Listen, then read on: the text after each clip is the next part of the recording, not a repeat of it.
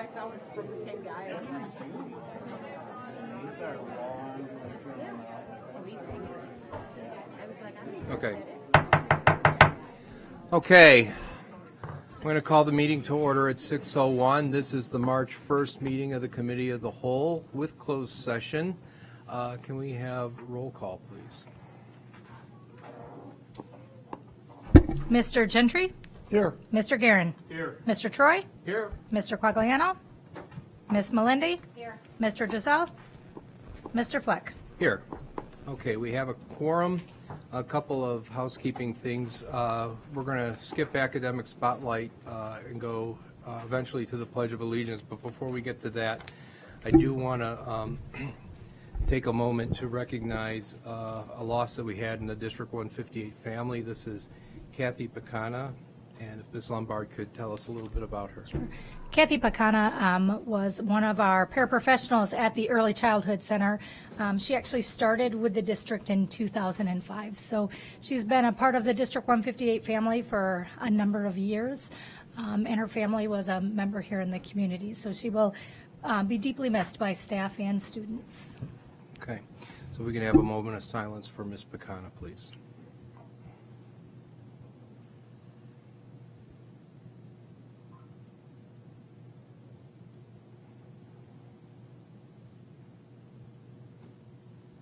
Thank you. Okay, and the next item would be the Pledge of Allegiance. Mr. Litchfield. Girls, come on up.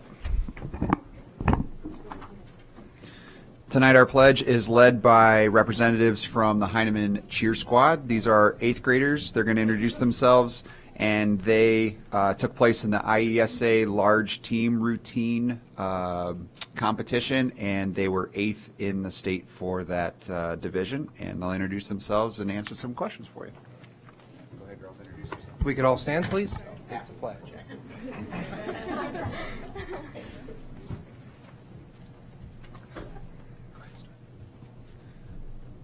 Pledge allegiance to the flag of the United States of America and to the republic for which it stands, one nation, under God, indivisible, with liberty and justice for all. Strong representation. Well, thank you. If we could have you guys come on up here, you can grab a Choose a seat.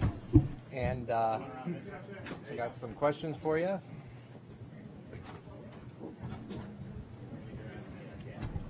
Too many.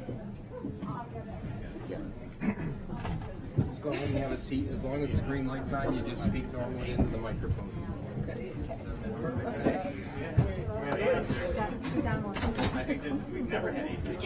I was like, where do I sit? I got the candle.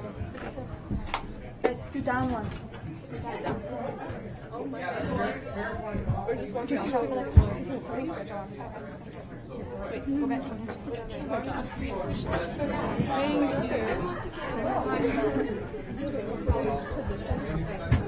Thank you. Smile. It's your dad. Is the green light fine? They can hear us, right? Yeah. Okay. Okay, this is great. Who are we smiling at? Smile, girl.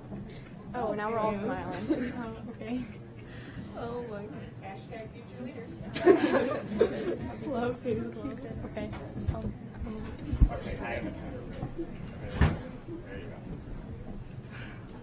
Okay, so those are awesome cheerleader smiles, by the way. I'm going to put that out. If you could, go down the line and each introduce yourself and tell us what grade you're in. Kaylee Turkington, 8th grade.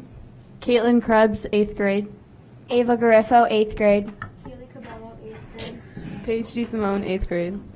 Taylor Sula, 8th grade. Danielle Reyes, 8th grade. Abby Tatosian, 8th grade. Okay, all 8th graders, great. So, tell us a little bit about the event that you guys attended. Where was it held? Peoria. Peoria. And was it a day trip or did you stay overnight? We stayed overnight. How fun was that? It was a lot of fun. Okay. Did you perform and then stay overnight, or did you stay overnight then perform? We stayed overnight and then performed. So were you tired the next day? Yeah, we were. Yeah. Yeah. And what different events did you have to do, and how many times did you perform? We only performed once, and we like warm up. There's like a warm up room where you all like warm up as a team. And there's like different like teams warming up like one time. And there's like different mats, and then you just like perform like right after. And the night before we had a practice. Yeah. Where did you practice, in the hotel? Or? No, it was the Civic Center. Oh, okay. It was where the competition was held. Oh, so you got to get used to being that's the Bradley University place? Is that Yeah. what? Yes. Oh, okay. And you got eighth place. Yeah. Out of how many people? How many groups? 16. Okay, excellent. We beat excellent Marlowe. job. Yeah.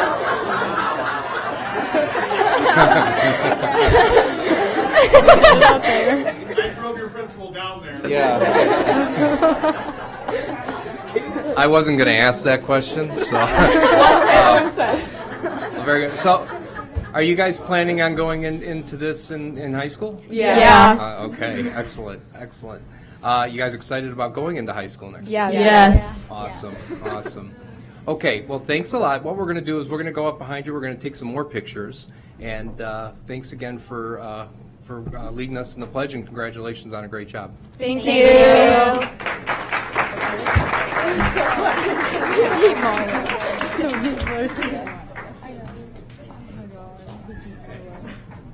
Ready? Okay. Why don't you guys, do you want, Mr. Armstrong, do you want to stand in front of us, or do you want us to just all line up? Why don't you guys stand up? Yeah. See how tall. Should we do like a pyramid or something? Slow Leslie jokes. Yeah. Your flyer. Okay. Yeah, flyer. I'll be the flyer. Yeah. Okay, let's pull the chairs out. You guys stand in front. Stand behind you. They probably won't, but they might. See, normally Mr. Giselle handles this. So. They're not president and superintendent up there, so they can tell Yeah. kind of line up. Oh, Leslie, you need to be the Yeah. Come on, you can come in. Seriously. I don't want anybody to mistake me for a cheerleader. Yeah. I think I've got you all in there. Give me some smiles. I'm going to take a bunch. Forward picture set. Like this. Awesome. Now, parents, come on up. Parents, please, come on up.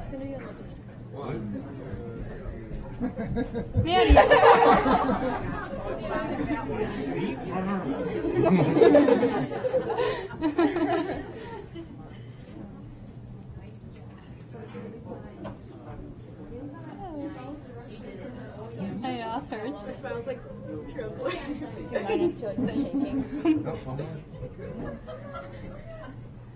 Okay, thanks a lot. Thank you. Great job, Will. Good job, girls. Congrats.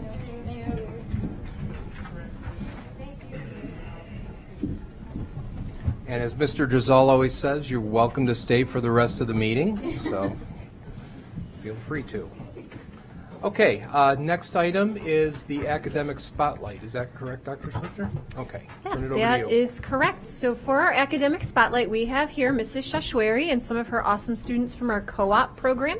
So you can start coming forward.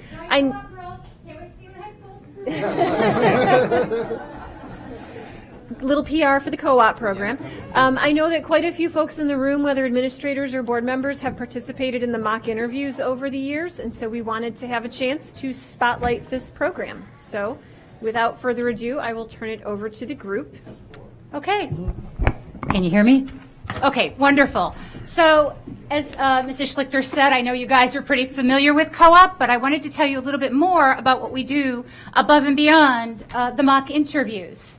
First of all, the way co-op works is it's 2 classes. So the kids are actually on my roster twice in their schedule. They may be on the roster for second hour, and they're all on my roster for 8th hour. So co-op is actually 2 classes, and they get 2 full credits for taking the program, which is also a wonderful credit recovery option for some seniors who need those credits to graduate. It is for seniors, and it's an elective within the business department.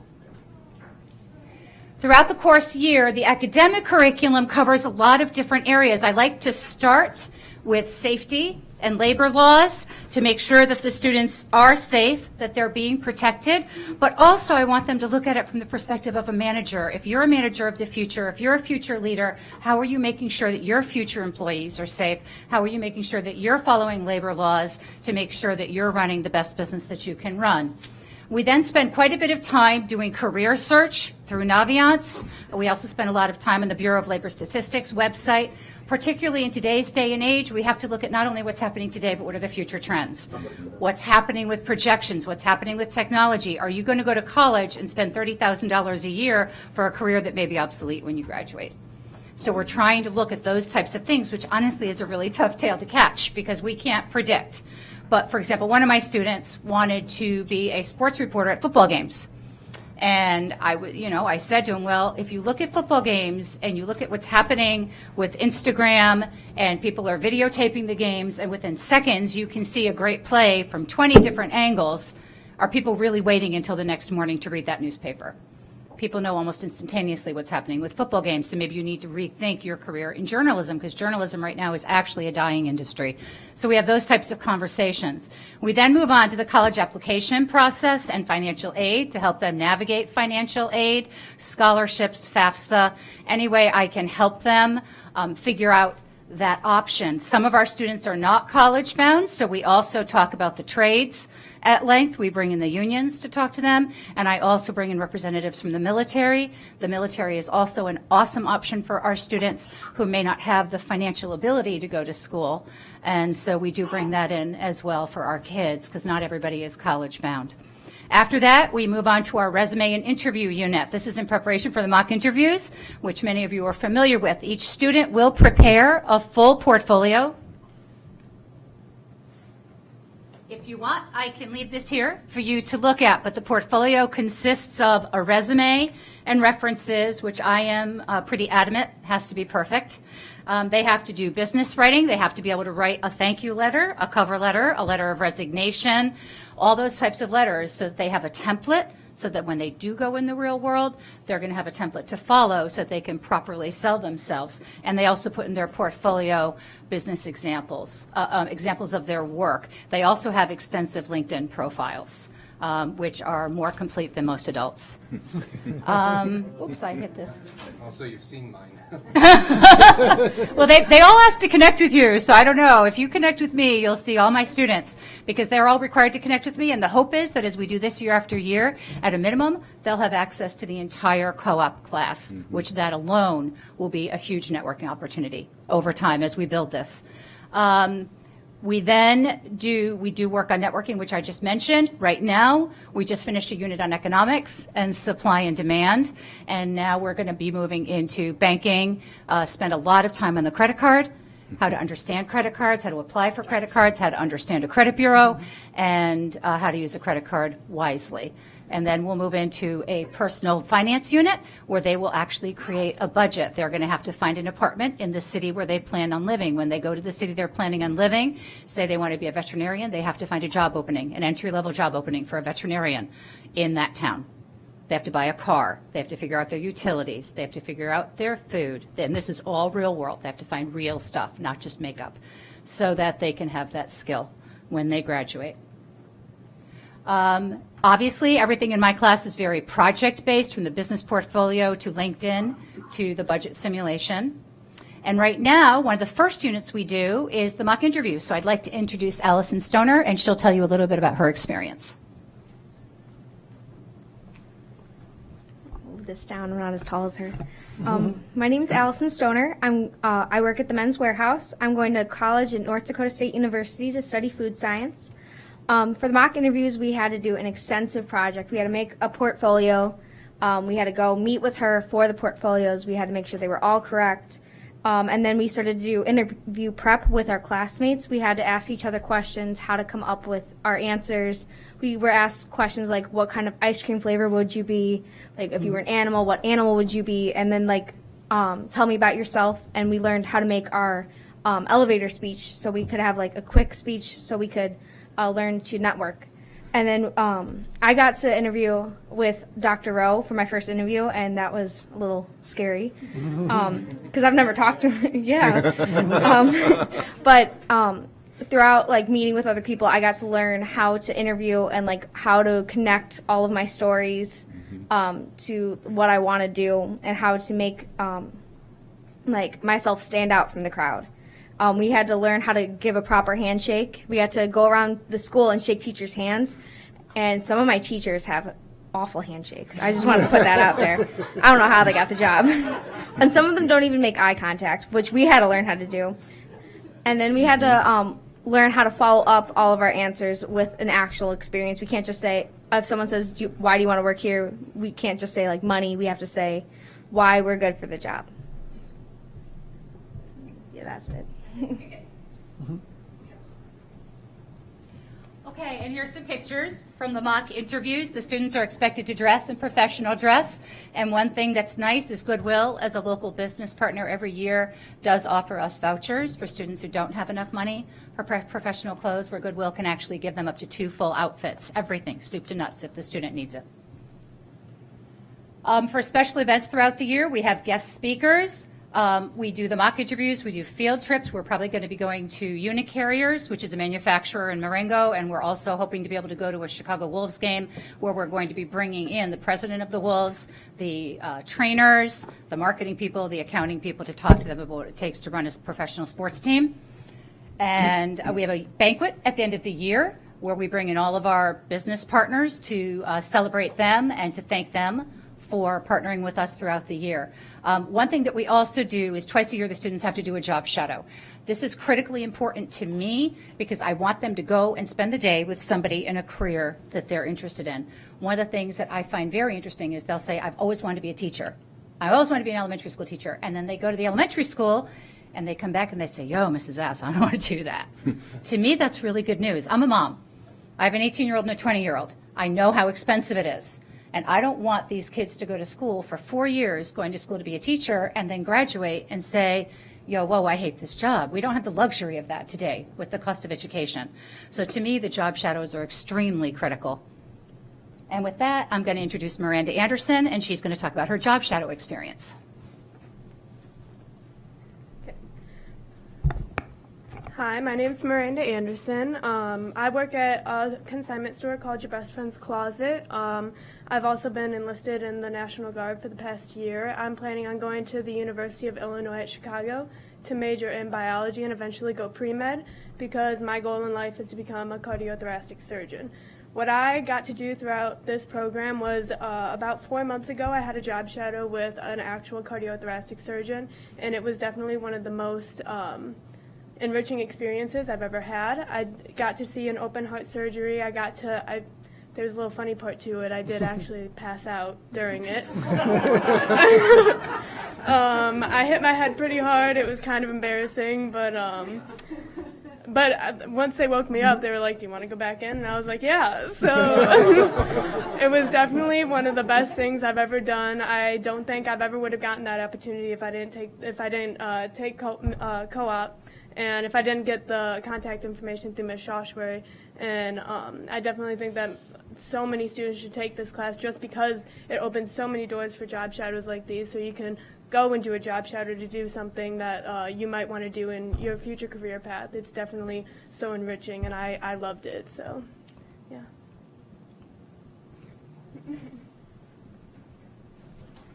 You do have to be 18, by the way, to go in the operating room. That's one thing we learned. Okay, and here's some pictures of kids at their job shadows. One student in the upper left, he got to actually go on a rescue helicopter. The student with the red jacket in the top center, she got to watch a local commercial being filmed. Financial planners, police ride-alongs. Ben wants to be a coach. So he got to actually shadow the athletic director.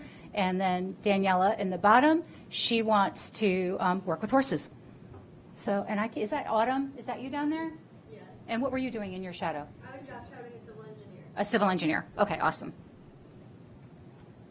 Okay, for guest speakers, we try and bring in as many guest speakers as we possibly can. We've brought in financial planners. We have John Garcia, who's a local TV news reporter and father within the district. Eileen Delahanty really helps me with this a lot, getting guest speakers in. We brought in Mr. Fleck, social workers, insurance agents, police officers, firefighters, paramedics, pilots, NISRA, National Guard, and the trades and the unions. Anybody that I can get in to come in and speak. So, for example, right now as we start our personal finance unit, we'll be bringing in some local bankers and financial planners. The annual banquet is at Del Webb, and again, it's a sit-down dinner. The students get a chance to celebrate their graduation. A lot of these students are in the lower 10%, not these girls, but some of these students are in the lower 10 percentile of the graduating student population. They would never get an opportunity to have an experience like a sit-down banquet where they get dressed up, learn business etiquette. We actually want to watch a film on how to work with forks and knives and spoons because they don't know necessarily. We do awards and presentations, and it's a really spectacular way to end the year because by the end of the year, we're really like a family, and it's a nice way to celebrate their accomplishments and how proud we are of them and how far they've come.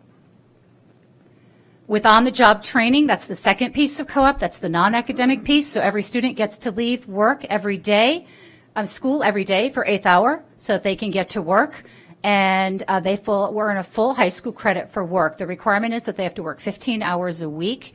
It doesn't matter to me when they get those hours in. If they're working on the weekends or at nights and they need, they get off after 7th hour and need to go home and take a nap or get something to eat, that's great. Or do homework.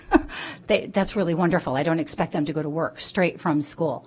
And once a quarter, I drive out all over the community, meet with their employers, talk about how things are going, and do a job evaluation. And that turns into their grade, the combination of the hours that they're working, their job evaluation, and every quarter they do a small project based on whatever unit we're doing at school. On the job training, the one thing I emphasize to the students is that they're always representing Huntley High School within the community. So there's a lot of pride with the students that they're representing their district. They're expected to meet or exceed performance expectations at work, and my job is basically to act as a mentor, to have their back, help them. Sometimes kids get fired, sometimes they quit, sometimes they want to quit. I always try and teach them professionalism, give your 2 weeks notice, you never want to burn bridges, and try and work with them as best I can to help them navigate the world of work. So with that, I'm going to introduce Autumn Kenny, and she's going to talk about her job experience. Hi, my name's Autumn Kenny. I work at Biaggi's. I committed to Illinois State University to major in interior designing, and pretty much like Ms. Roshray said, you have to work a minimum of 15 hours. And she ends up coming to your job and takes pictures and talks to your manager, and you get a self-evaluation form that you end up putting in your portfolio for future careers. And then for me personally, I've at least had 3 jobs within this program, but that taught me that what I wanted to really do. I used to work at Old Navy, and I don't want to work in retail. I really like food industry because I like to talk to people. I know, crazy, because I just like talking to people. And so I currently am a cook and a host and a busser. So that way I get to work on good communication skills, and I think working is actually really fun, which is weird to say, but I enjoy work. And it's just a really good way to help you out in your future to maintain time and to learn responsibilities.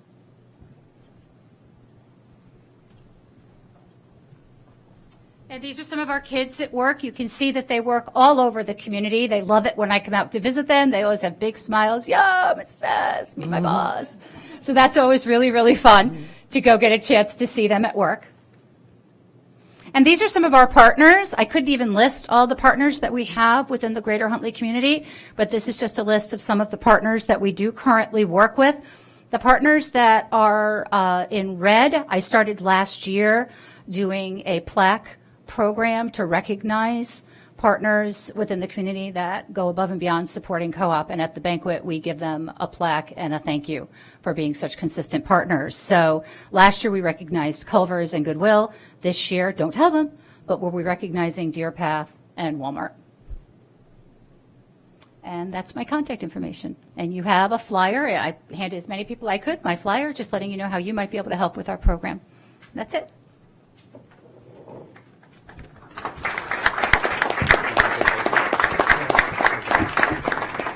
If we could have the ladies come up, I'm sure we have some great questions for you guys.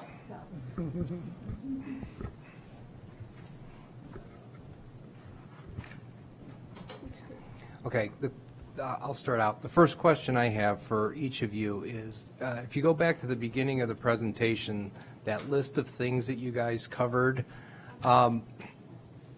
like labor laws and OSHA and that sort of thing, how much of that list did you guys know even existed before you started this program? I honestly knew none of it. I knew none of it either. Okay. I knew my mom wanted me to apply for college, and I knew where I wanted to go, but before this unit, or the college unit, I hadn't even opened my computer to start applying. Mm-hmm. And I definitely had no idea. For the safety laws and the labor laws and stuff like that, I knew that those things existed, but I didn't exactly understand them until we went through them in class.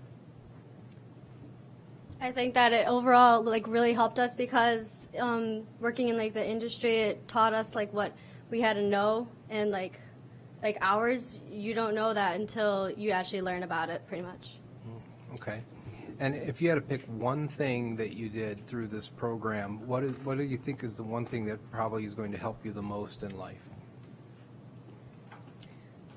I would probably say that either the resumes and interviewing, because you're definitely going to need that in your future, and then also networking, because that's going to help you build your career in the future as well. And I don't think if I didn't learn about how to do that type of stuff in this class, I wouldn't have known how to do it really in general. I would have just been kind of winging it after college. So. I just applied for Men's Warehouse, and I've only been there for a month. But they came into our class for the Dress for Success before the mock interviews, and the boss said that I had the best resume that they've seen, and they've hired adults. So I like to think that the resume is going to help us because we know how to write it, we know what it's supposed to look like, and we know what has to go in it. Like both of the ladies said, I think that building a portfolio and learning how to shake someone's hand, which seems really simple, but it's actually pretty difficult if you think about it. And the mock interviews was pretty cool because I got to talk to many people that would really give me questions that would come in real life. So. Okay. Does anybody else have questions? Yeah, I have a question. Sorry, I was late, but with regards to networking, networking is something that even us at our age, we're learning. Networking always changes, and it's a challenge to keep up with networking. What are a couple of things you learned about networking and some of the challenges you think that presents you? Okay.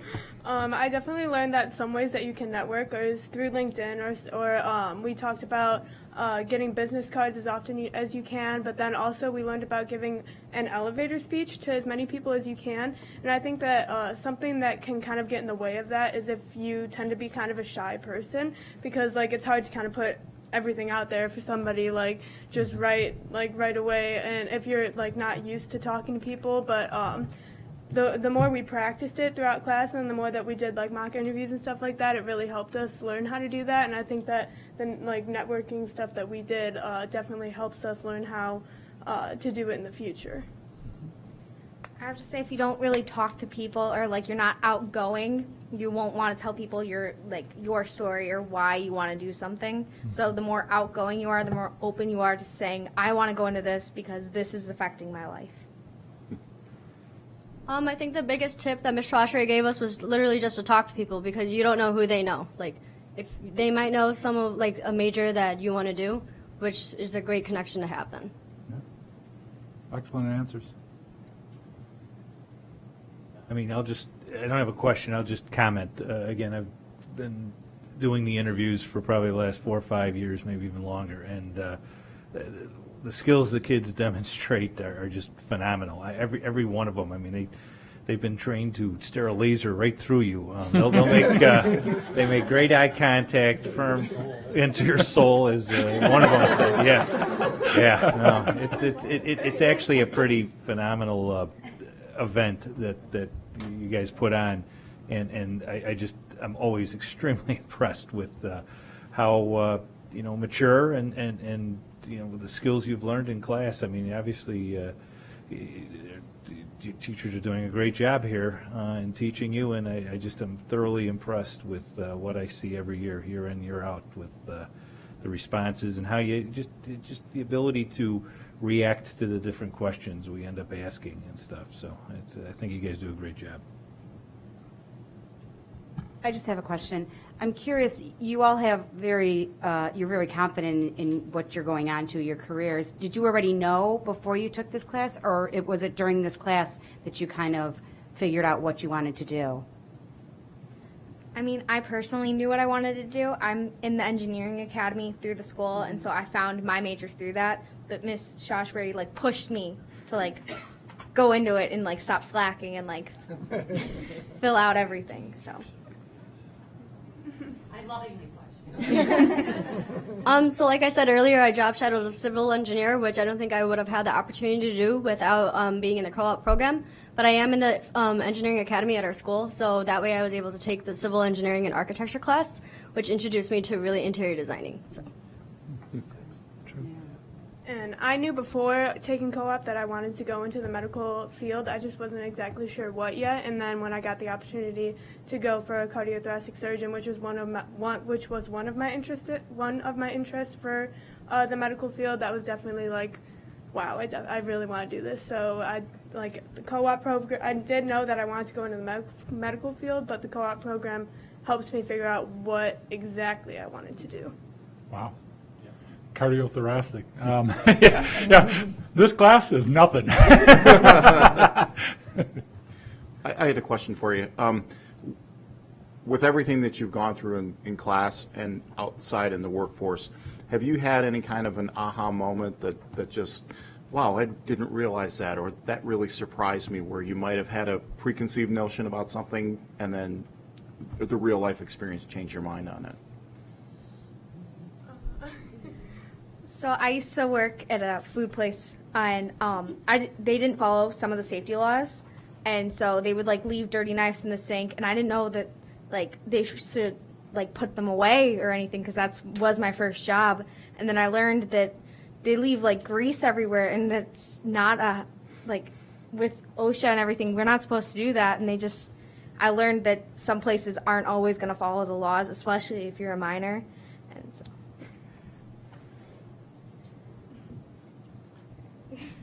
For me, working in the food industry, since I'm a cook, I'm able to see a lot of the laws be taking place. We have literally like wood on the wall that has cutting gloves. So that's a great thing to have that OSHA laws have provided for us. So. Okay. I was also very surprised with the safety laws when it came to my job, because since I work in a consignment shop, it's kind of like I don't know if you guys know what consignment is, but it's kind of like retail. So we don't have all that much space when it comes to taking things in, and I didn't realize how dangerous our back stock room was until we went through the OSHA laws and how Ms. Joshua pointed out to us all the types of rules they're supposed to have when it comes to like the exits in the back, and like having access to like the electric I don't remember what it's called. Yeah, but I wasn't aware of all these rules that they were supposed to be following, and when I did realize it, we actually did an activity in class where we were supposed to draw out where, like, in general we work, and then we're, like, circle all the hazards and everything, and I actually ended up showing it to my boss, and we ended up changing a lot of things that were taking place before, and I would like to say that my job is a lot safer now than it was before I learned about these OSHA laws. Thank you. That sounds like a real aha moment. Exactly. Thank you. Any other questions? Well, thank you very much, and thank you for the presentation. This is really exciting. We really love this program. Yep. Thank you. Thank you. For your support. Great job. Yeah, nice job. Thank you.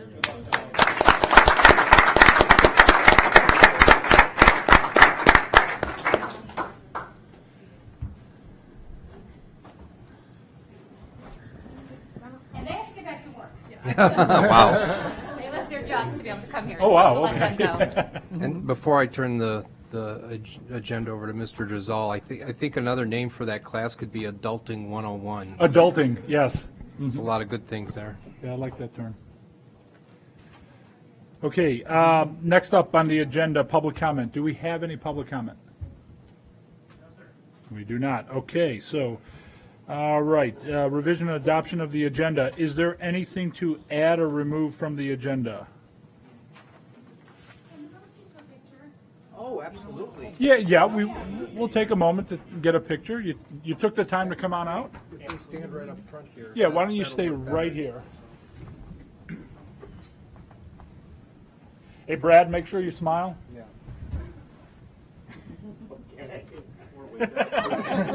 Or wake up. Miss Kenny, I wanted to ask how they make that fried ravioli. Okay.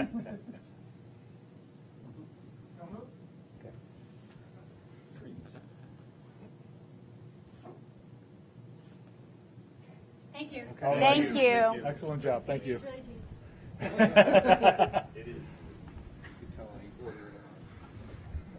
Okay.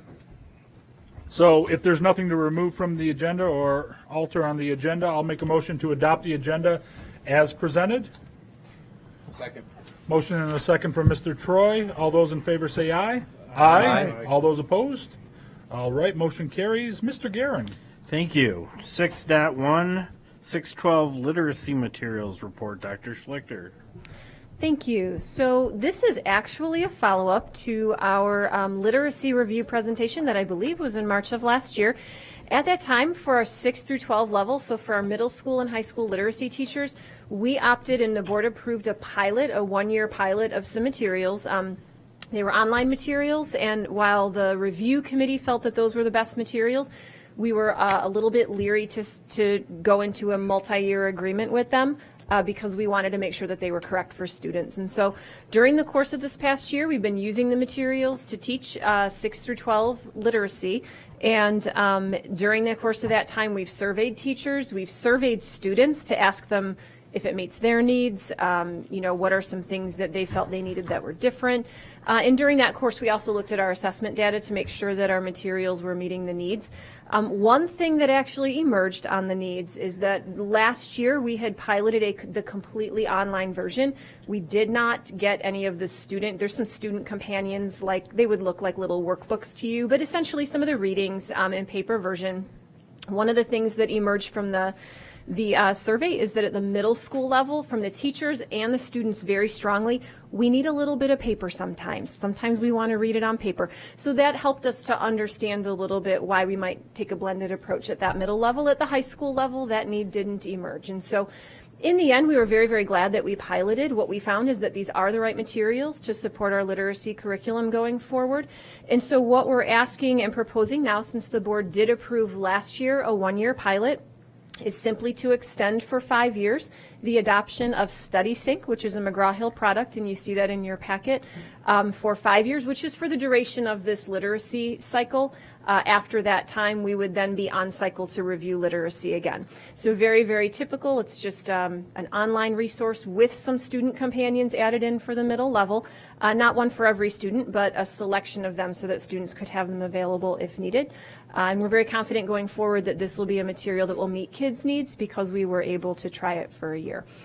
So with that, I'll entertain any questions, and if not, we would request that we bring this forward for approval at the board meeting April 19th, not in March, because we'll need to have them on display again for 30 days. Even though we displayed them last year, it was a pilot, so we want to go by the book, and those would not be approved till March or till April. Any questions? None from here. Over here? No? All right, if there's no questions, then I would recommend we bring it to the April 19th meeting for approval. 6.2, the high school social studies review report. Dr. Schlichter. All right, thank you. I'm going to give a little bit of context on this, and then I'm going to go ahead and allow the folks who actually conducted the review to take over.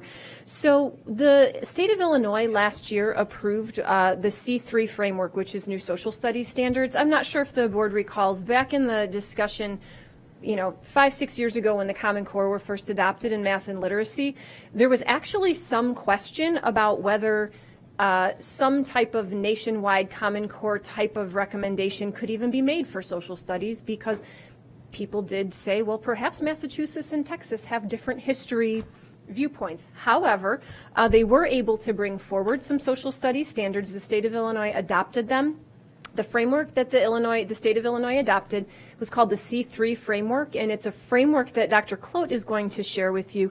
Essentially very inquiry-based, a lot less content-based, and so she'll share some details on that. We did something a little bit unique with this review, and I just want to provide that context. Because the C3 framework was such a departure from our prior standards, which actually date back to 1997. So in Illinois, that's the year I started teaching, and I taught social studies, and we used those standards. So those were quite old. This was a big departure, and it's a pretty gigantic change in the way that we think about instruction in social studies, as well as the way that we look at how kids achieve. And so what we opted to do in the district is to review and then implement in phases. So we started with the high school. Our proposal would be then to project to move on to the middle school next year. Elementary is going to be continuing through the literacy implementation because it makes a lot of sense to have that interdisciplinary approach at the elementary level. So what you're going to see tonight is a discussion of the high school social studies review, as well as materials, so it would be curriculum approval of the curriculum maps, as well as a look at the materials and proposal to approve the materials again in April. So for some details on that and discussion, I'm going to have Dr. Klote come forward. She and Mr. Truax, who is our high school social studies department chair, co-led this review. They did an absolutely fantastic job. We also have Mr. Henriksen here, and he's representing the staff. I'm going to say that this review process, both in the way it was built and the level on which the staff engaged in this content and thinking about their students' needs, was absolutely exemplary. The teachers really stepped up to leadership. Mr. Ori and I both were privileged to sit in some of those meetings, and the level of discourse, of course I loved it, I was a social studies teacher, but the level of discourse that was engaged in there, I mean, this was a group of historians and a group of educators, both at the same time, talking about kids. And so it's very, very exciting. And with that, I'm going to turn it over to Dr. Klote, and then Mr. Truax and Mr. Henriksen will be available for questions as well, if you have any. Thank you, Dr. Thank you. Like Dr. Schlichter said, I was honored to be a part of this review. It was a very collaborative process, and I'd like to talk to you a little bit about the process and, more importantly, what you're going to see in your board packet tonight. As Dr. Schlichter mentioned, the state of Illinois did adopt new social science standards in 2016, and the adoption of those standards worked out quite well for Huntley High School Social Studies Department in that they aligned with our curriculum review cycle. So the timing was just perfect for us. I want to give you a couple of examples of how different the new Illinois social science standards were from the standards that Dr. Schlichter referred to in the 1997 standards. To do that, I just have one that I want to highlight. One of the 1997 standards says that the student should be able to describe the meaning of participatory citizenship, for example, volunteerism or voting.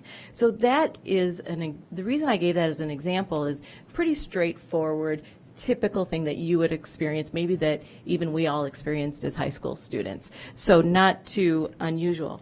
Now, in comparison, the new standards, which are aligned with the C3 standards, they have 4 different dimensions. And 3 of the 4 dimensions include a complete arc of inquiry. So one of the dimensions involves developing questions and planning inquiries. So students are not only engaged in answering essential questions, but also asking essential questions. Another one of the dimensions involves evaluating sources. So once they ask the questions, they're evaluating sources and using evidence from those sources. And then a third dimension involves communicating the conclusions that they come to. Quite a difference than what we used to do as high school students. Then there's a 4th dimension, which is more the application of those old school 1997 standards. So taking that content and then applying it in context. The reason why this is important for me to point out tonight is that it will help you, having just that quick overview of the standards, I think will help you to understand what you're going to see in your board packet. So one of the things that we did as part of the process is we had a representative group of, like I said, Mr. Truax and I were there, as well as some other administrators, but then we had a representative group from the high school teachers. We focused initially on all of the 3 core courses that are offered in our social studies department, and we went through a collaborative process of writing the curriculum. Now, the new Illinois standards say were adopted by the state of Illinois, but the state of Illinois left it up to individual school districts to decide on exactly what the curriculum and the content of the curriculum would be. So we were given the standards, and we went through the process of first breaking them down. The Illinois standards are 9-12 standards.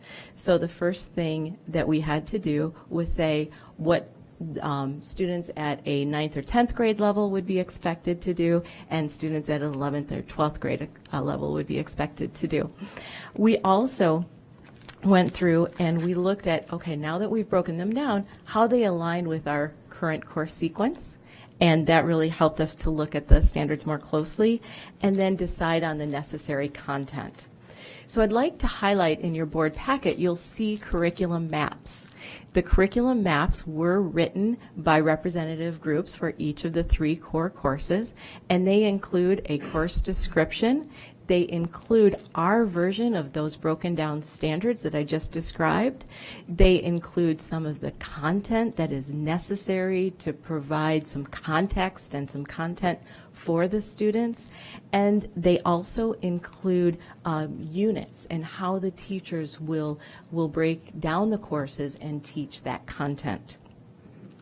Then the next part of the curriculum review process was deciding on materials to use as a platform to deliver the content.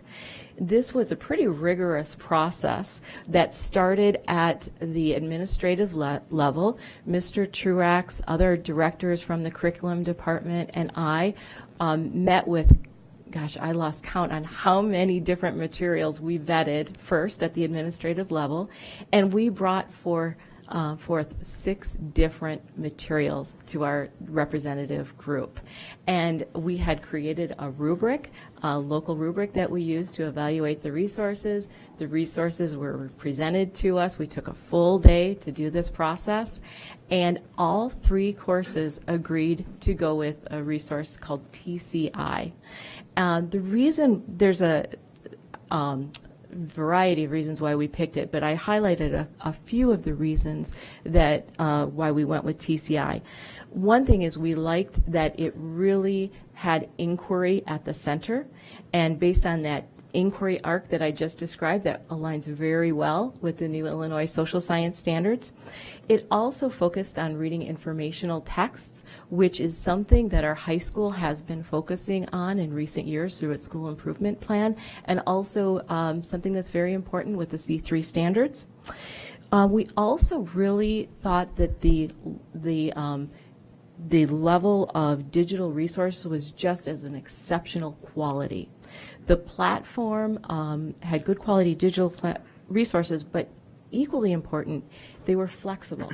They allowed our teachers to make instructional decisions to meet their students' needs in a way that some of the other platforms didn't. So in your board packet, you'll see that we're asking for your approval of the TCI materials. You'll also notice that there are 2 AP resources listed on the materials recommendation.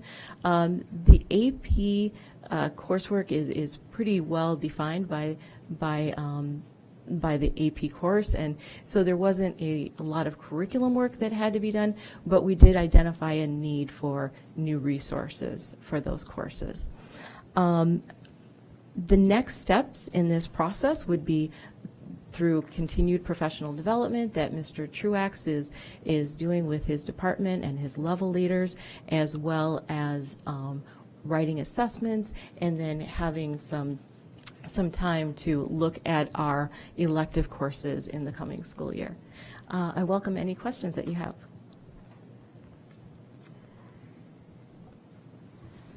Questions?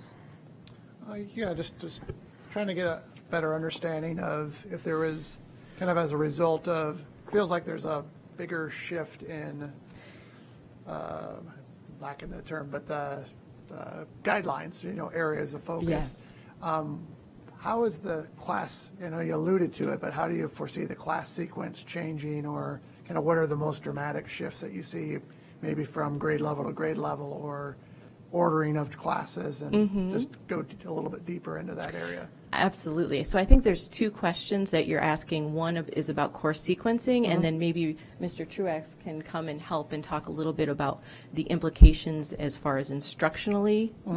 Okay. So we did evaluate the course sequences. One of our earliest meetings with this core team of administrators and teachers, we looked at our current course sequences. We played around with different options, and where we landed was that we were going to keep our core courses, our required courses, in the same course sequence. Okay. So that answers your first question, but a more detailed question, I think more in-depth question, is how does this change instructional, what the instruction looks like in the classroom? And I think Mr. Truex can do a better job at answering that question.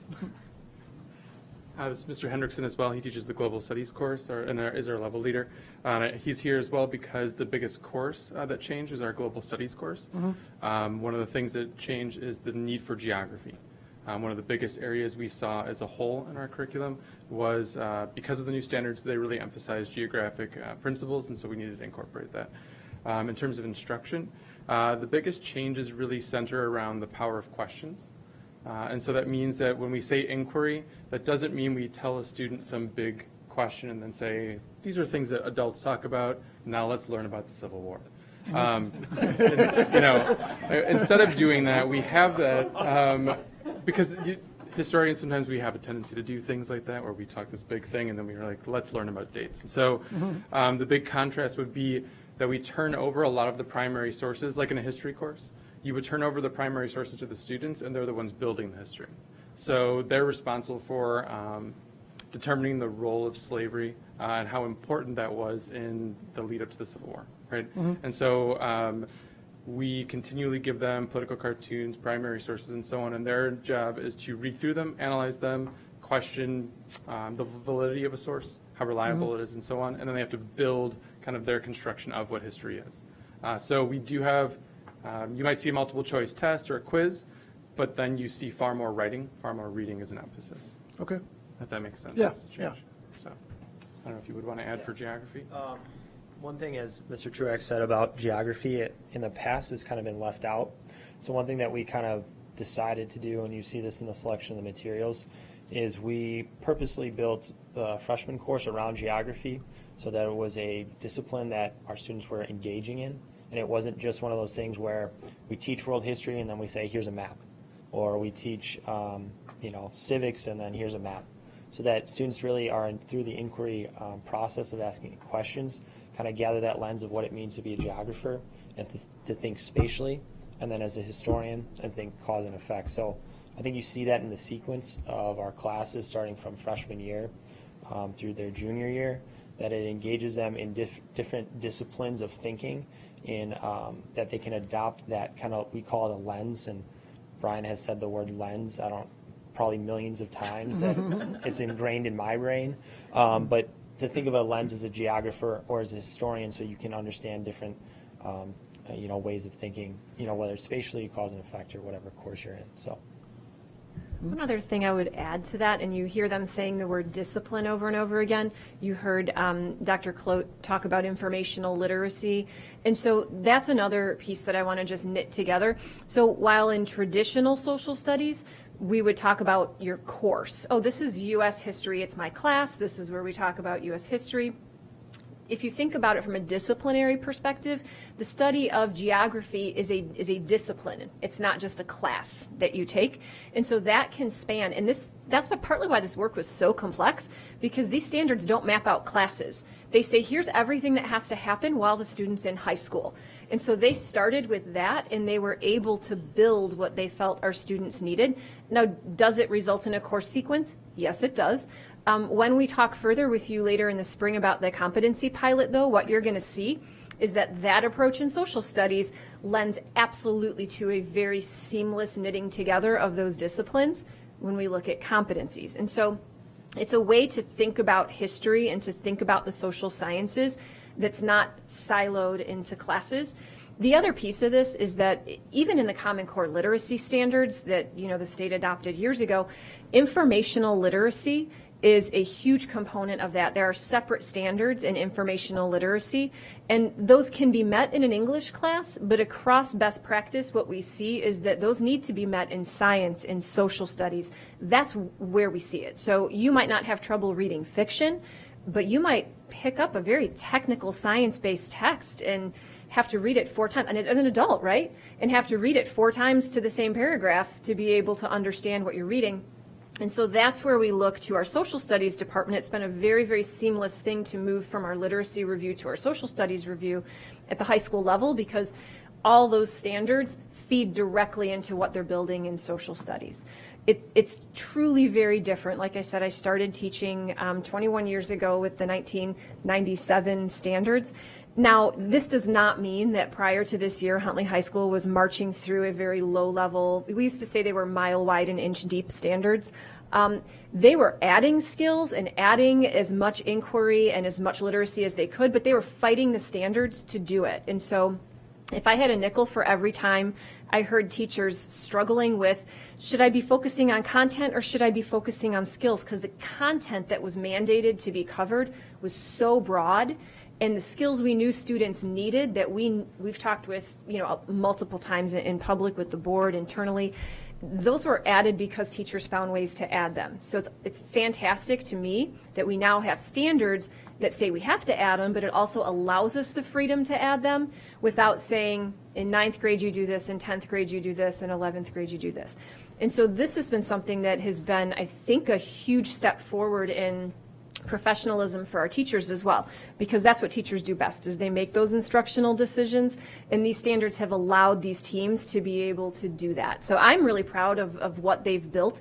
While the paper that you have in front of you, you might say, oh, that looks like a curriculum map. What went into building that was absolutely intentional, and it truly was. As you said, not only the students will become historians, but those teachers were historians. I'm sitting there as they did this work. And so one other piece I will mention is that in looking at the resources, and we won't necessarily bring these forward to the board because they'd be supplemental, we are going to be looking at some supplemental pieces that we can make available to teachers, databases for primary source documents, things like that. I also think it's a huge step forward that we're not just looking at a history textbook where you march from chapter 1 to chapter 30 and, oh, what section are we on? This is something that's truly been created for our kids, and I'm very grateful that we were able to find a material resource that supports it that way. I think I know the answer to the question, or at least I hope I do. I see that there's a lot of emphasis on critical thinking and analyzing the sources that are out there. Do you find that these students who grew up in a digital world are better or worse at identifying things that are of suspicious validity?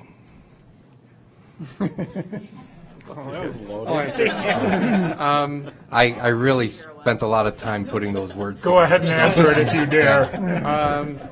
The answer is they need clear coaching in order to make ask the right questions.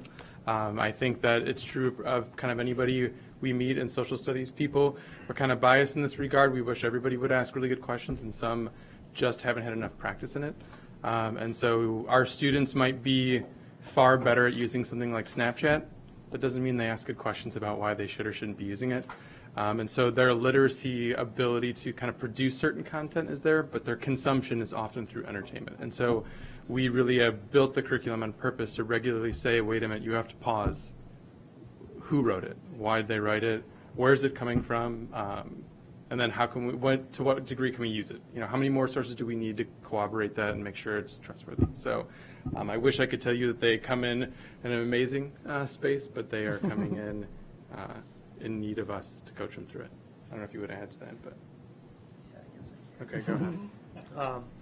I guess maybe to answer your question, I also teach AP Human Geography, and one of my students last year said, hey, Mr. Hendrickson, can you look at this Instagram post? And she proceeded to tell me about a conspiracy theory of why the Titanic was sunk on purpose to for insurance money. So that's in jest, because we can look back on it now and maybe, hopefully this is why we're doing this curriculum, so they ask critical questions of that. But so to answer your question, I think it's yes and no, because like Mr. Truax said, it depends on the questions they ask and how they're consuming their information. And I think there's a huge space for that in our public schools as a result of, that's one story. I don't know. That's one kid telling me. And so the inquiry approach really focuses on kids asking questions of what they're seeing. And I think there is a huge space for that. I really do, because that's just one example, and who knows what else students are consuming out there. So despite being, digital natives, quote unquote, they still struggle with understanding what they're reading and what they're seeing. And that's even at an AP level, where I had to sit down and be like, all right, we need to kind of address this, because you can't just sort of believe any simple Instagram post out there. So that's like a real experience that I had. So that's why I think, we're all passionate about really implementing this and engaging students and empowering them to ask questions about what they're reading and what they're seeing. I totally didn't get that answer. I mean, I got the answer, but that wouldn't have been my guess, so thank you. I would add to one final thing about it. I think that idea of lens and disciplinary literacy, for us, literacy is such an important piece. I think that history for a long time has gotten a bad rap, especially in movies with Bueller and so on, that we really just try to push on kids a series of things that you dump in there, right? And what we are trying to give the kids by the time they leave is this idea that you turn on your brain when you are in school, hopefully, right? But you don't have to turn it off when you leave. And so when they're on that digital media and they're scrolling through, they often think there isn't any ill will behind it. There's no purpose. And so we're trying to show them, yeah, there is, right? Somebody did it. And so as often as we can put them in that position, that's what we're trying to do. So. Any other questions? I don't know if you could tell, but we can talk forever. So you want to so know. They're very excited about social studies. Yeah. So on the geography side, you didn't have anybody saying that the Earth is flat, right? Not yet. Not yet. Okay. There's time. When you did this review, you said geography was an area that was lacking. Are there still areas that you'd like to see reinforced or developed even further after this analysis is complete? So one of the things that we did in the review, but for now as was said, we've been in some standards that were very content specific in the past. And so this is such a significant shift about putting inquiry at the center that we didn't want to revamp everything. And so for now, our sequence is geography, government, U.S. history. Okay. But the C3 framework in Dimension 2 asks for civics, geography, history, and then finally economics. Right now, we have an econ course. It wasn't part of the review because it's not a core class. It's not a required class because right now we only have 2.5 years of requirement in social studies. Of course, for us, we love it and we'd like to make it 4. But for now, it's a reasonable thing to keep it at 2.5. So the area we really need to develop is econ. Econ. Yeah. Okay. Thank you. Mm-hmm. That's it. All right. Thank you very much. Cool. And I will recommend that we move that forward to the meeting on April 19th again. And those are online licenses, so just a note for the public that if they will be on display, but when you have a license on display, quote unquote, that means that somebody could come to the district office and request access. We have some sample licenses and we can walk them through it. Great. Thank you. And then finally, for me, 6.3, the wellness report, Dr. Schlichter. Yes, so that is that time of year. Our board policy states that we will have a wellness committee that will meet at least once a year to review policy, review handbooks, make sure that we're in alignment, and make sure that as a district we're addressing needs that we see. Mr. Kupfer leads that committee, and I don't know if anyone recalls last year, I believe he got applause for running a great committee. Mr. Ori was there as well, and this year was just as good. Spoke very, very highly, and so we teased him a little bit. We're like, wow, you got applause because you ran one committee. That's fantastic. Way to go. But he does do a great job, and especially because this is one with a lot of moving parts. So when you think about wellness, We do have policies, we do have procedures. You see in your packet, and I won't go through all of it, but they do cover quite a bit of ground. I think the most important piece to highlight is that there are some handbook changes that you'll see coming forward when the handbooks come for approval. We did conclude that we were in compliance in terms of our policies. There were a couple of pieces related to some kind of excited forward-thinking items that were shared amongst the levels. But very foundationally, the purpose of the committee is really just to keep an eye and make sure that we're in compliance and moving forward. So with that, we can entertain any questions that you might have about what you see in there. This is for informational purposes only, just to report on the board to the board and update on our wellness committee meeting.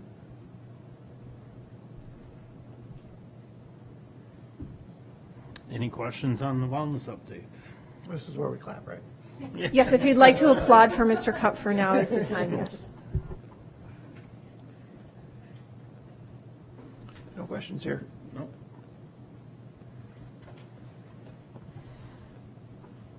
All right. Good.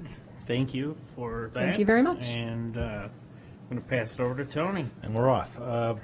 Finance Committee, 7.1. We have our payables, purchase orders, impress checks, disbursements listed. Any questions, concerns?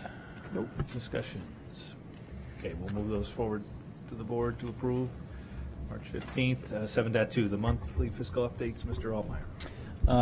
Only one thing to note, currently working on the FY18 amended budget. At the next Board of Education meeting, you will have an action item to approve a budget hearing that will take place in May.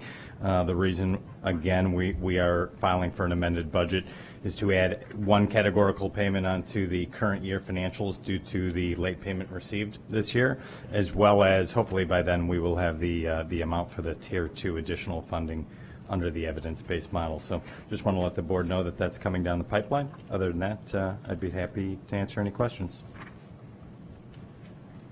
Any questions? I have no questions. Okay, thank you. We also have our activity fund report. Any questions concerning that? Okay. All right, 7.3, revenue and expenditures report. Mr. Altmeyer. Thank you very much. In front of you, you have the January 2018 financial executive summary. We continue to track on budget. During the month, we did recognize the first quarter of the 2017 levy, so you will see a substantial kind of increase in the trending operating surplus, but obviously that'll be utilized over the next several months. Did want to make the one point, we did have our unfortunately highest month ever in claims paid for health insurance at $834,000. The result of several large claims, 2 specifically large claims in the pipeline. So we will continue to monitor that.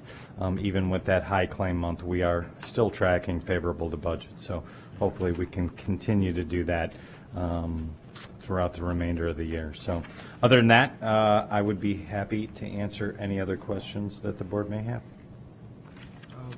On the claims, and I know it's kind of in here, but you don't really see a trend overall, do you? Do you think there's a spike, or do you think this is something that's going to keep going up? No, I think it's I think it's a spike. You have to if looking back several years, we have had some high claim months in the month of January, because claims are generally like 30 months or 30 days behind. So this is a reflection of a lot of people going to the doctor over winter break as well, or having procedures done over winter break. Welcome to flu season. Okay, yeah. Yeah.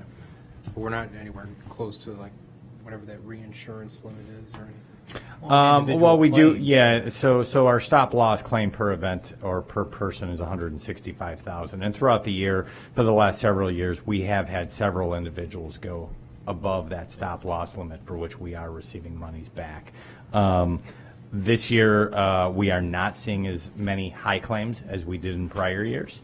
Now, that being said, based on our plan year, I believe we still have 7 months left in our plan year for an individual to hit that large or that stop loss of $165,000. So, we'll see how that plays out for the rest of the year based on our large claims in the pipeline. Thanks. Any other questions? comments? Okay. 7.4 is our transportation bus bid. It says Mr. Ari. Mr. Ari. Yes, thank you. Yeah, we're gonna go a little back and forth here. We have a transportation fleet of 108 buses. What you see in front of you here this evening is a request to purchase 10 new buses. And to put it in a little bit of perspective for you, when Laura and I sat down and looked at this past year's budget, 70% of our maintenance budget was spent on less than 10% of our fleet. We have these 10 buses, which are extremely high mileage, and in all actuality, to try to get them up to speed to get past through the safety lanes wouldn't be an exorbitant amount of money. So it's time to trade them in. It's time to trade them in. And what we're looking at is trading in 6 77-unit buses and 4 54-unit buses.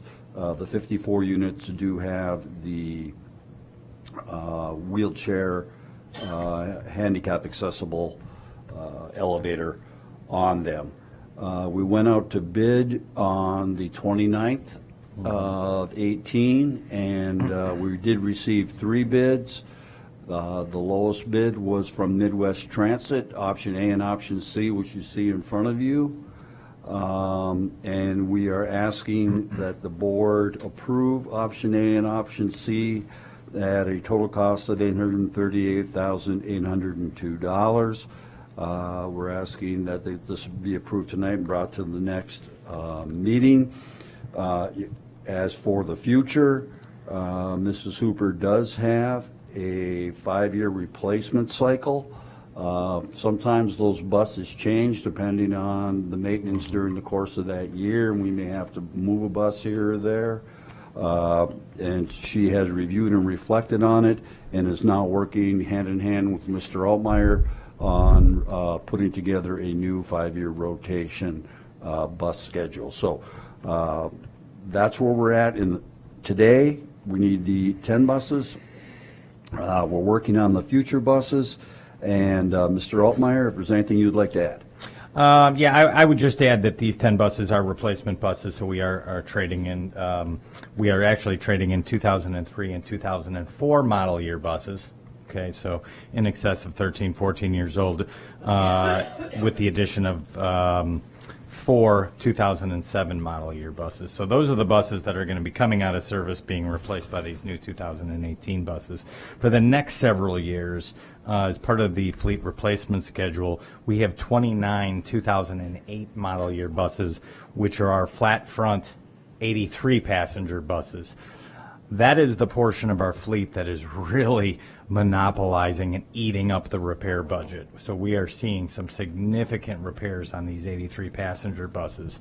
Per the 5-year plan, we can, over the next 3 years, at about $1 million a year, start pulling those out of service to replace those. Now, we might take a deeper look at those buses, and based on the miles and based on the historical repairs on each and every bus, we may try to take that over 2 years, just because we are seeing some significant repair costs coming down the pipeline. So we are really looking at this hard. We're looking at each and every bus based on mileage, based on total repair costs year to date, even historically on these buses.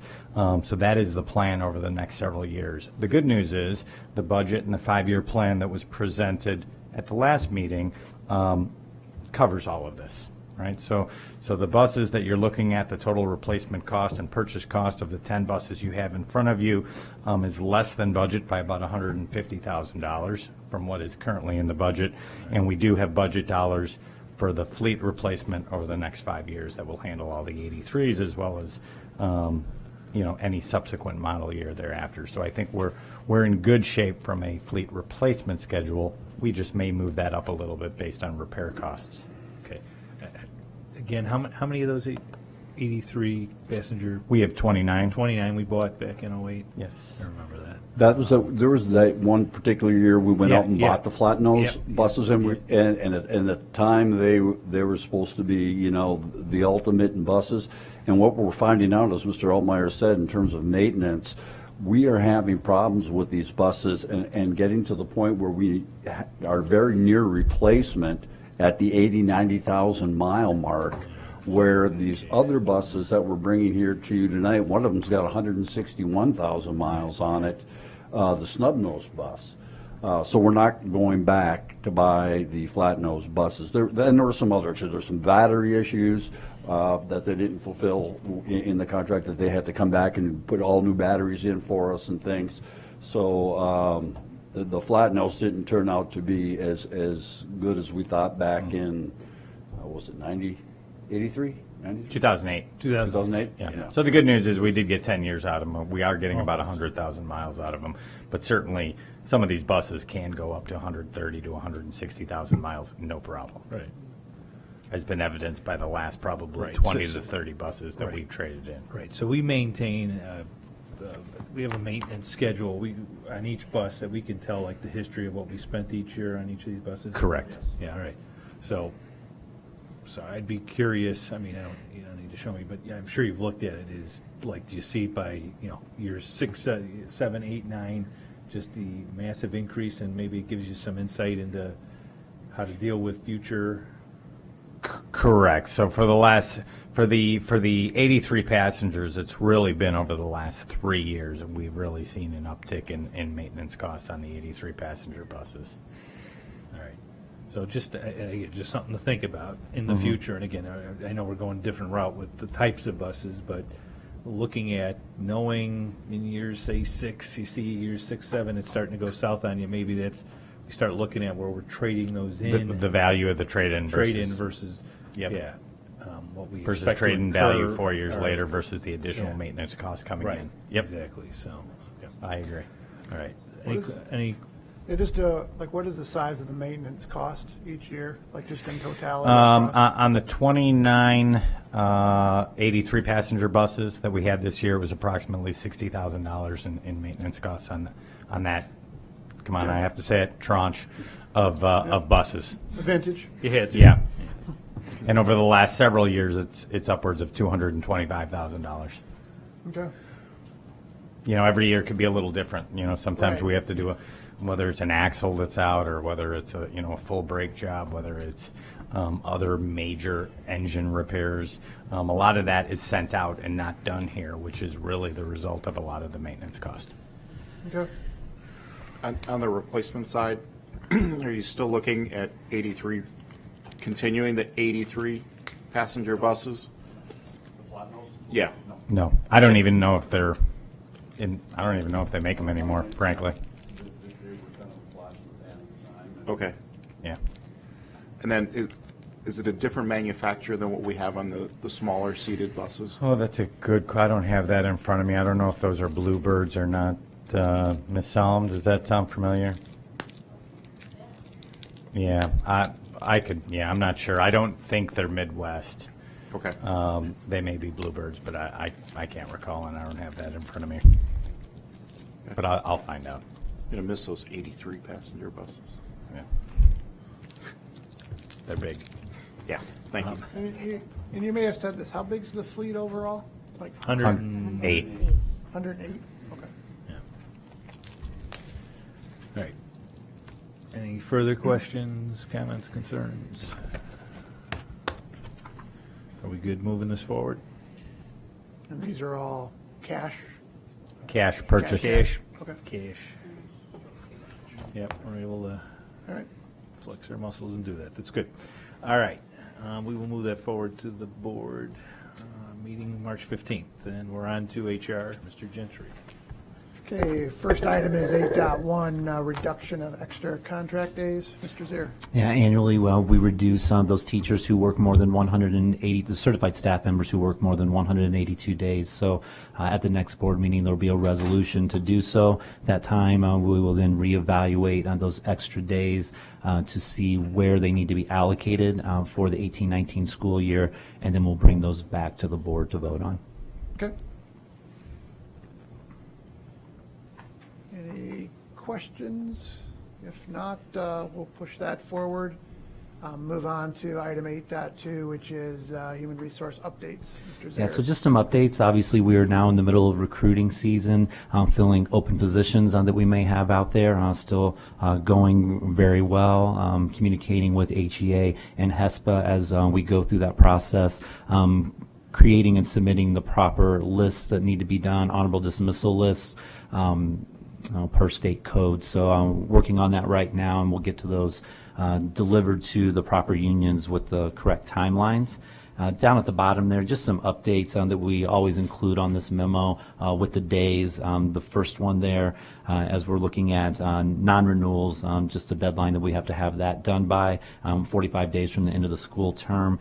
And the next paragraph there, looking at extracurricular assignments, you will see that also at the next board meeting where we release our extracurricular individuals, and then you will see them as we start to get into spring, summer, and fall as we hire those positions back. And you will approve those also. So you will see a large list on the next personnel report for that. And that is always worded at the end of the school year or the end of the season, whichever lasts longer. And then on the last paragraph there concentrates on Senate Bill 7, which looks at reduction in force and the deadlines we have to meet in order for that to move forward. If there aren't any questions on that, I actually have one more update that didn't show up on here that occurred in the last couple of hours. So if there are any questions there. I don't think so. If not, go ahead.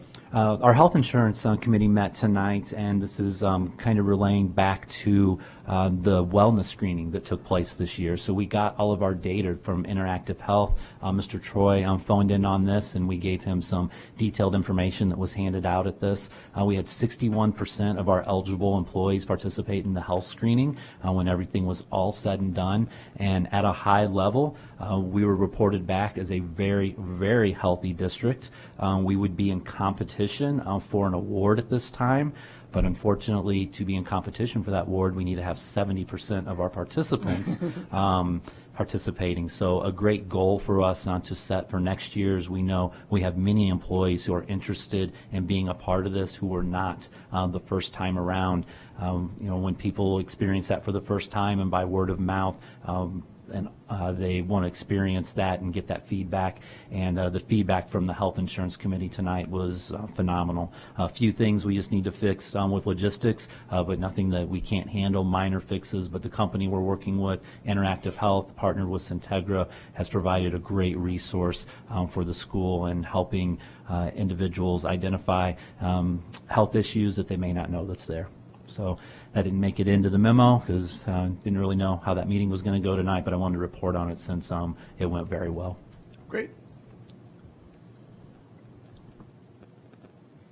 All right.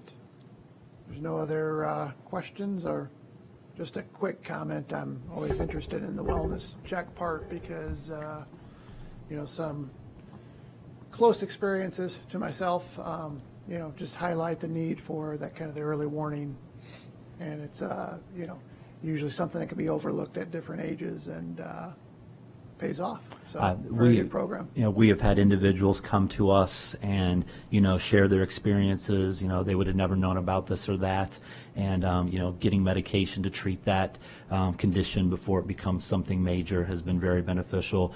And, Mark has had people approach him. Mr. Aubrey has had people approach him. I've had people come to me. Our benefits specialist, Rose Buckley, have had people, just very thankful that this opportunity was given out there. And the results that employees get online in the mail are just above and beyond. And then with a click of the button, they can have the results sent directly to their doctor. So we only had 30% of the participants do that this year. So we know moving forward next year, that's something we really need to emphasize. Click that button, send it to your doctor, and the doctors usually reply, thank you. And it can be there for your next physical and checkup. So. Great. Thank you. So with that, we'll turn it to Building and Grounds. Mr. Troy. Thank you. 9.1 O&M updates. Quite a long list this month. Anything to highlight on there? I'm sure there's a couple things. Yes, a few things.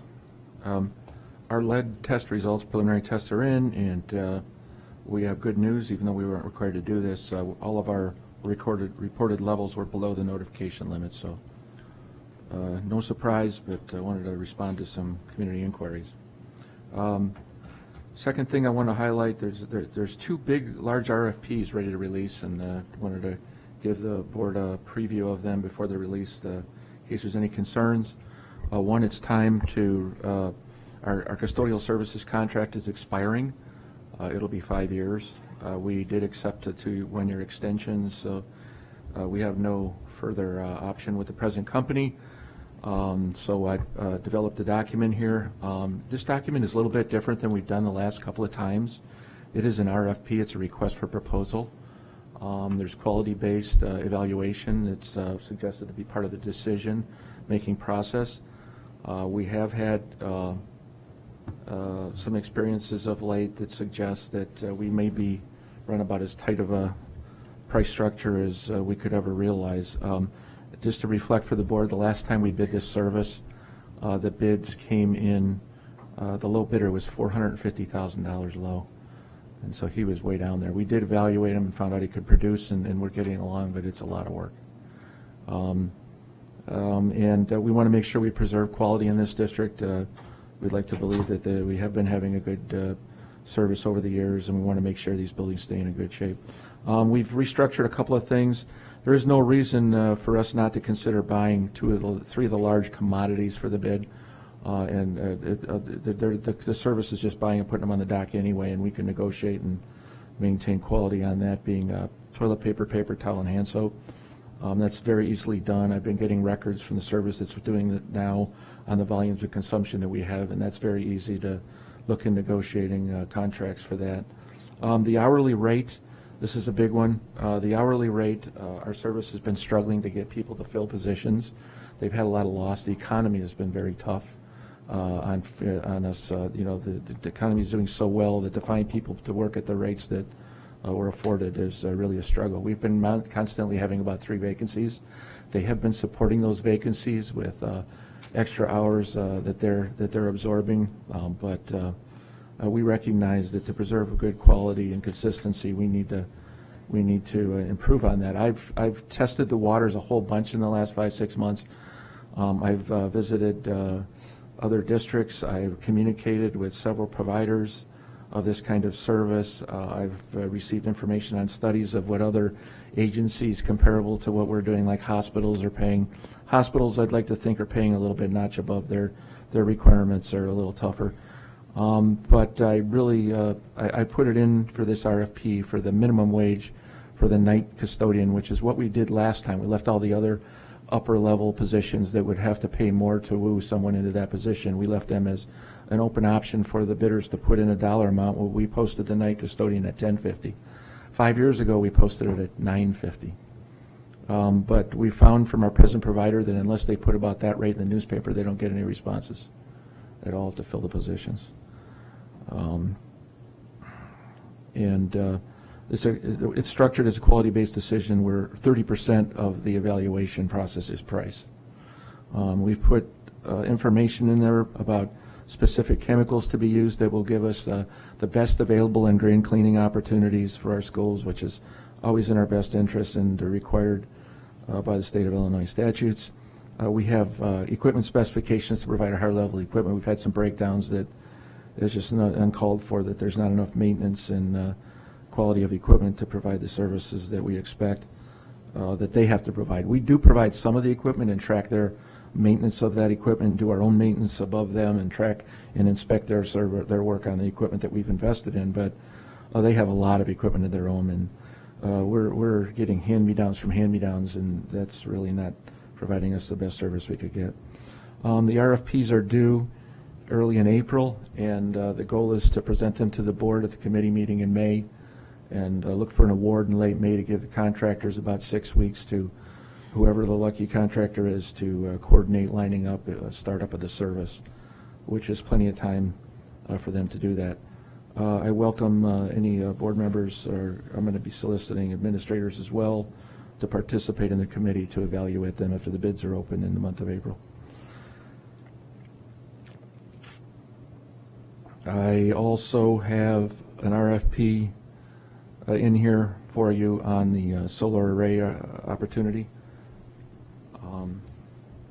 There have been more interesting developments since we talked to the board about it at the committee meeting in February. On my desk, I think the day of the meeting, I didn't get to digest it until after the last month's committee of the whole meeting, but we received a PPA offer behind the meter, which affords us a lot better savings because a lot of the charges that go along with meter readings would go away. And we hired a consultant to work with us for a nominal fee who's had a lot of experience in this area. And we Doug? think we have a, yes? Doug, can I ask a question about the maintenance RFP before we get too deep into the solar? Yes. Is that okay? Yeah, go ahead. I noticed the period is from July 1st to May 31st. Oh. Is there a reason why it's not? Yes. I've been wanting to do this for a long time. It's very difficult to have a service that knows they're going to be gone, and they're supposed to do summer clean to the tune of 150,000 square foot a week, and yet they leave before the summer's over. And I would like to start out, I mean, this contract, we can't do it. I actually talked to our president of fire to see if they'd be interested in breaking loose of our contract a month early. And so we could have the new service do the summer clean to prepare the buildings for the next school year on all the schools. But as it stands right now, we're going to have 3-4 schools done by the service that's leaving us, which has been our past practice. And I'd like to change that, break that cycle. Does that present any problems? I mean, probably not, but from an accounting perspective, isn't it just neater to have it sit with the accounting everything we do in this contract is a monthly billing. And it's the same manpower, summer, winter. There's a little bit of commodity change with you're buying a bunch of wax instead of a bunch of other consumables that are used on a school year, but you're buying a bunch of wax and floors, scrubbing pads and things instead. But it's the same manpower, which is the lion's share of the expense for the contract.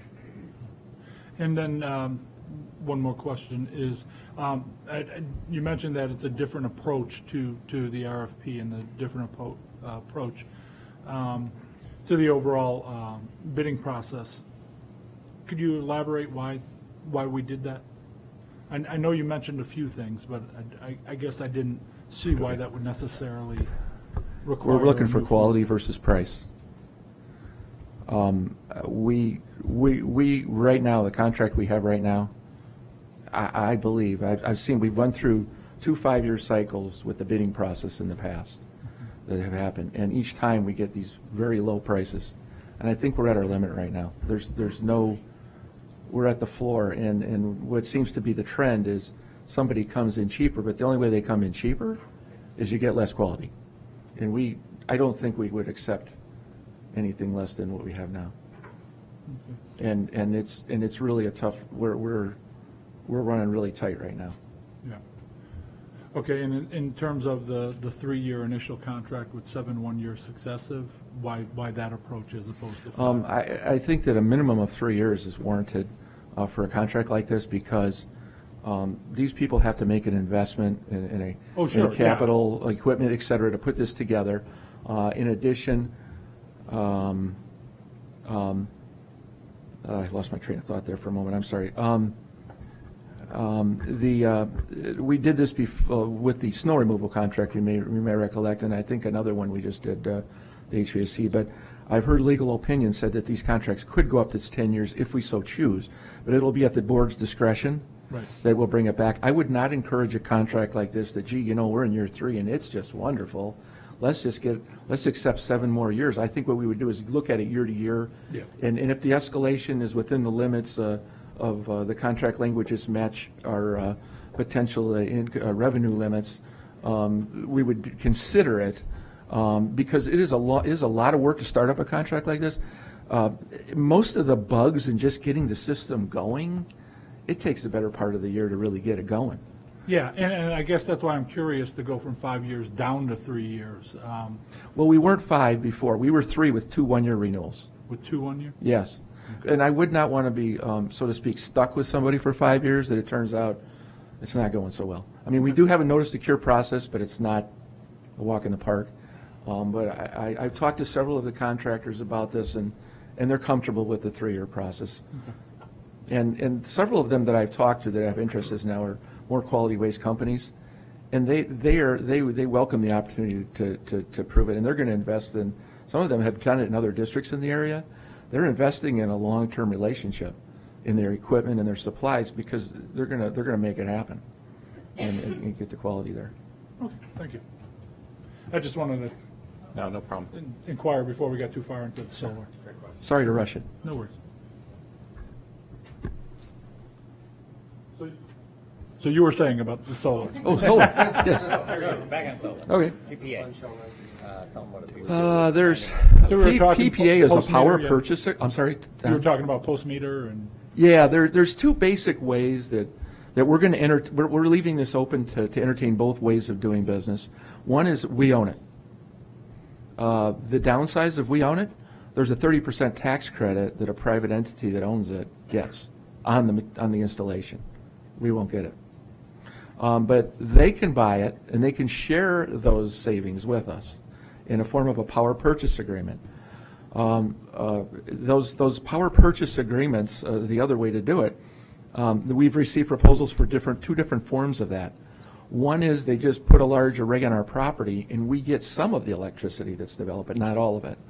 They call it a community solar, and they sell off the rest to local community. There's actually clear language in the Future Energy Jobs Act and the Illinois Power Agency's third draft proposal that they strongly are encouraging that, but it's not really, it doesn't seem to be, from we've seen preliminary proposals, in our best interest to look at those kinds. But the power purchase agreement before the meter, where they actually run from the solar array, they run electrical lines to our building service between the ComEd meter and our building service, so that we're consuming all that electricity. It's the state of Illinois was very smart in their development of the structure of this, where as a school district you may say, well, gee whiz, in June and July and August we don't consume a lot of electricity. Well, they look at it, they call it net metering, whereas that array's sitting out there generating all this electricity and it's actually leaving our property instead of going in, but it's being metered and we get credit for it. So when we turn around in September and we load up and it's hot and we're generating a lot of electricity and all winter long, we're getting credit for that. So the only thing we have to be cautious of is that we don't put in something that generates more electricity than we consume in a 12-month period.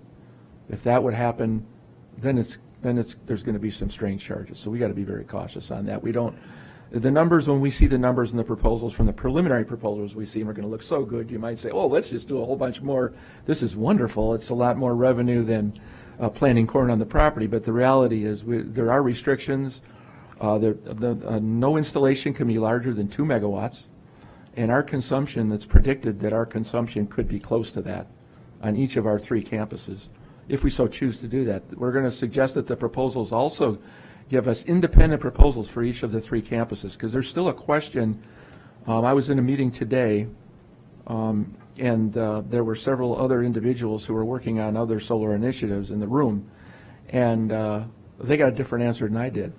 Mr. Altmaier and I and our consultant were on the phone with some ComEd connections that we've got, and talking to them, and we were told that, yeah, each account can be considered a separate account and could be a 2 megawatt maximum.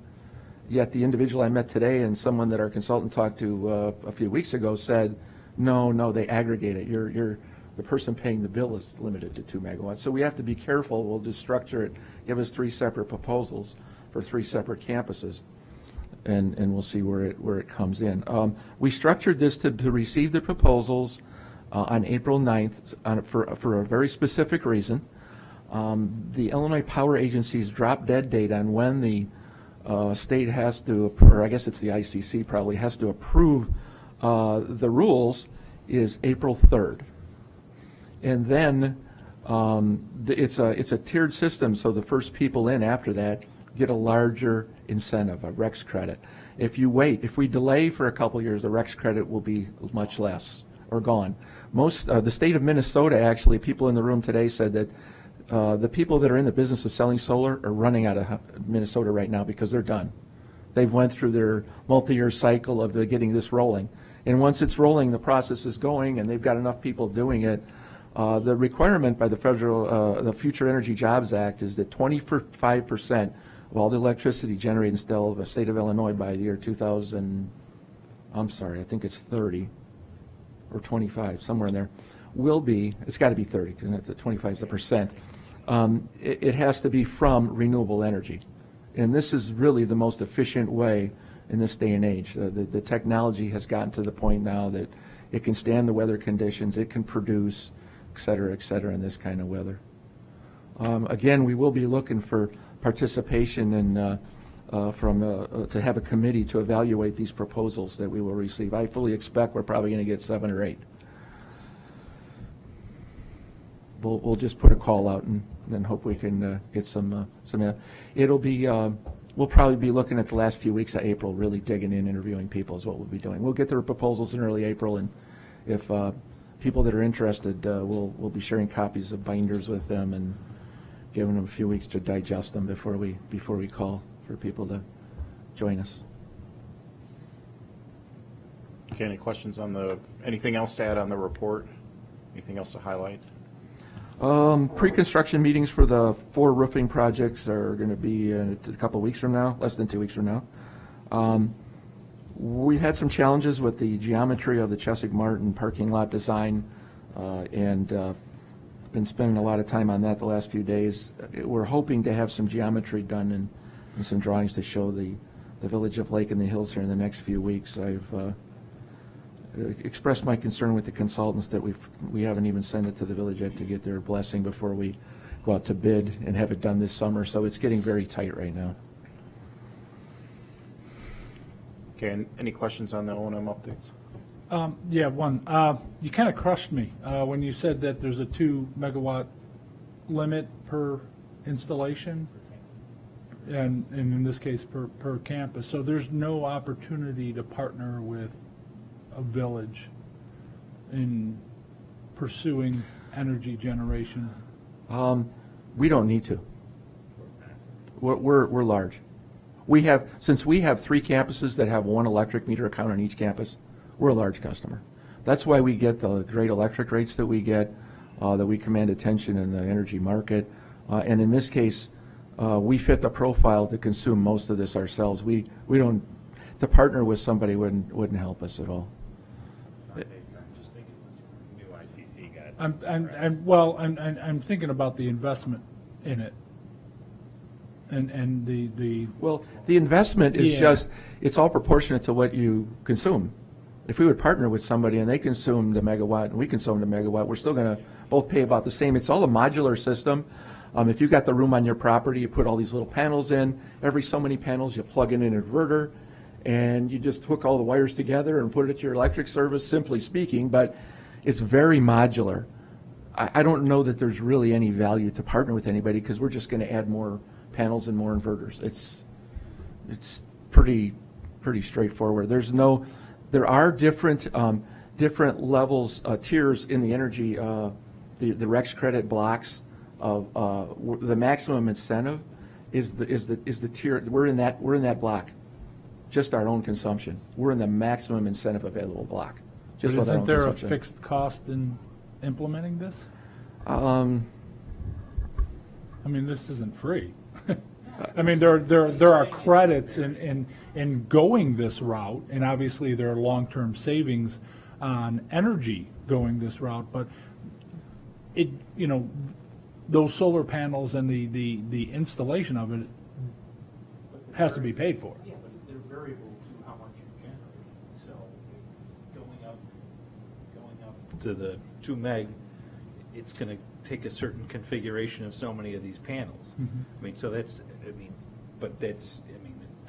to be the cost for that. I mean, we were just doing 1 meg. It wasn't going to cost the same. It was going to cost probably half of that. Right? You're just drilling up here, putting a post, and throwing a panel on top and running wire to it. Right. Just So keep adding more and more of them. It's not like, oh geez, you got to spend $2 million regardless of. Okay, well then correct me if I'm wrong. When we looked into this 2 years ago, there was about a 13 to 19 year return on investment to go solar, and that was just for the high school. Are you saying that whole model has completely changed? The whole process has changed. It really has. The panels are more productive, they're more resilient, they have a longer life expectancy, and the incentives, the construction of the incentive model is different now. There was a REX credit back then that did exist, but it was a different form of a product that was available then. So it's more incentivized now than it was when we first started this? Or is it just a question of the timing? The manufacturing cost has gone down. Okay. That is probably number one. Okay. That is number one. I think the incentives are actually a little higher, but the manufacturing cost back then was a lot higher. The manufacturing cost has come down. That's what makes this thing really, really jump out as an opportunity now. And the positive cash flow is immediate. And on the projections we've seen from the providers that have provided for us, it's hundreds of thousands right away. So it's, in cash flows, by cash flows you mean? Positive. Money that we get back from being on our own grid? It's the reduction in energy cost is much more than the debt service cost. Over a 15-year or 20-year, depending upon how much cash flow we want. It'll become a fiscal question at the end of the day as how we want to structure it when we get down to really moving forward. So that's your Yeah, and if the district decides to infuse $2 to $3 million of capital up front, it's just going to increase the cash flow at a much faster pace over a 15-year period. After 15 years, if we go with a 15-year debt certificate on a $10-12 million project, and we install solar panels right now to cover 70 or 80% of our energy costs, in 15 years, we essentially will not have an energy bill for which today we're spending about $1 million a month on. A year, excuse me, did I say a month? Yeah, that's a lot. In 15 years, who knows? Big shooter. So we're talking about some significant cash flow once the debt cert is paid off, whether that's 10 years, 15 years, or 20 years, on a 25 to 30-year panel. Yeah, and I guess maybe that's the direction I was going with that line of questioning. Is that debt service? Can that debt service be minimized by partnering with someone else, which we can't, obviously. So,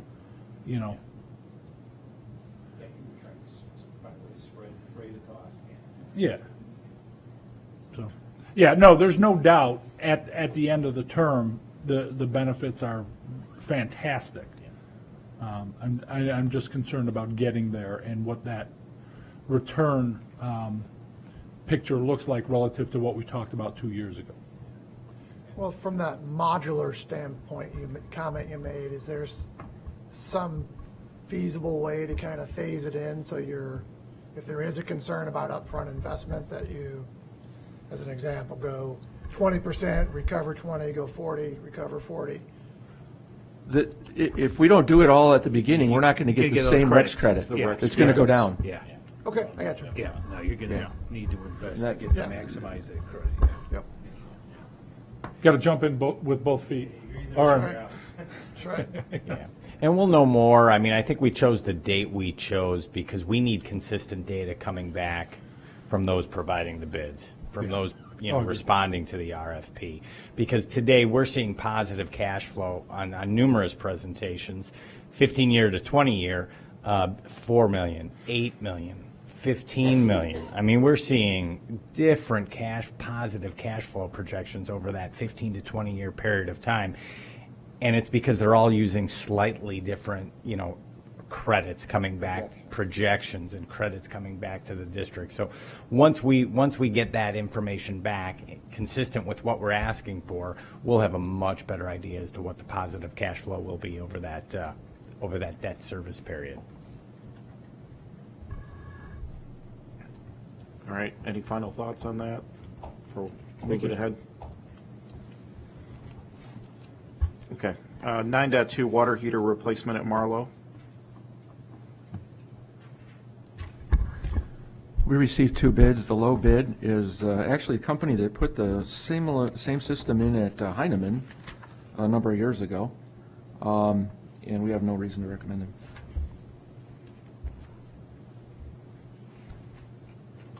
Seems pretty straightforward to me. Any questions from the committee or the board? Any objections with moving that forward then?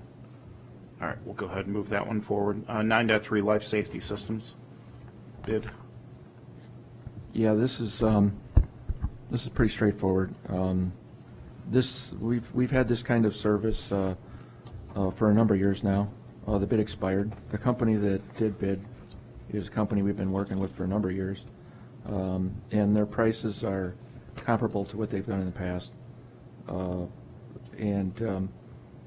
They put together a total bid that I tried to add up the numbers independently and get it, and then, as I know some of you board members do, and it doesn't seem to make sense. I did call them in, and what they did is they took a calculation, and since the bid form said average over the 3 years period, they actually averaged it because it's different every year. In sprinkler, the service you do, the first year will be a 5-year inspection, which is a higher price than year 2 and 3 of the contract, which will be a 1-year service, and then if we choose to extend that contract to year 4, then it will be a 3-year service in year 4. And what we always do when we work through this is the actual numbers that are down below for accounting purposes and are the numbers that are actually charged for those components of the service.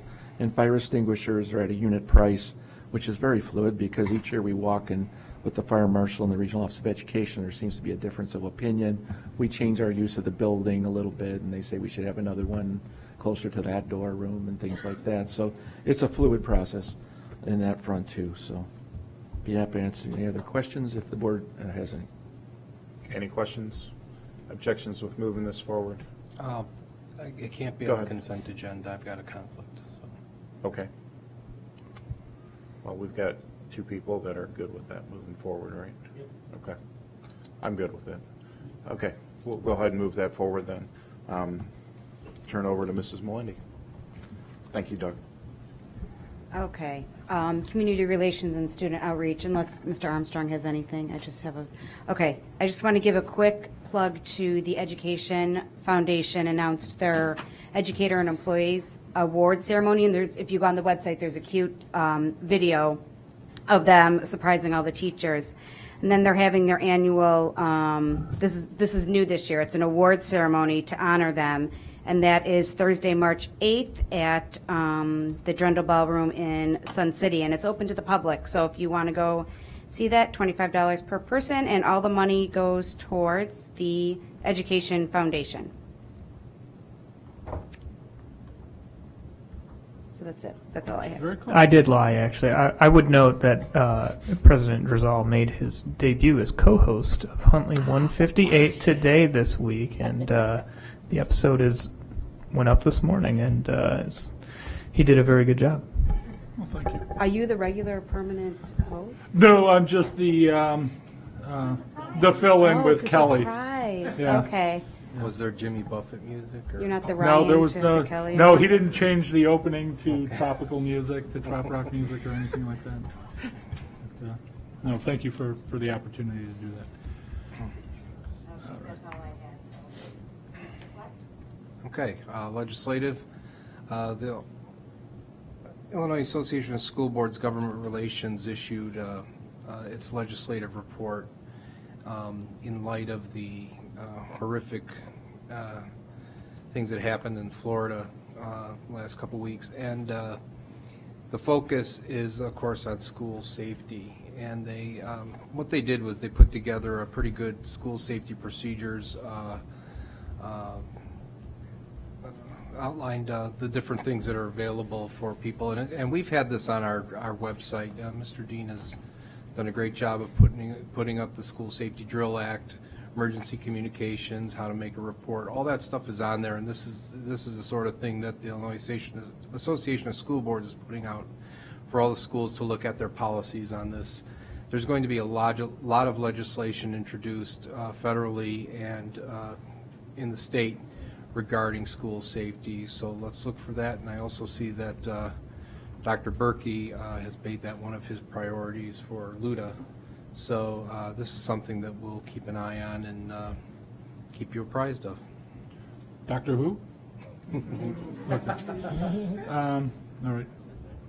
Thank you. All right. Board of Education, we have minutes from the February 1st meeting to review. Any questions on that? We'll move that forward. Cool.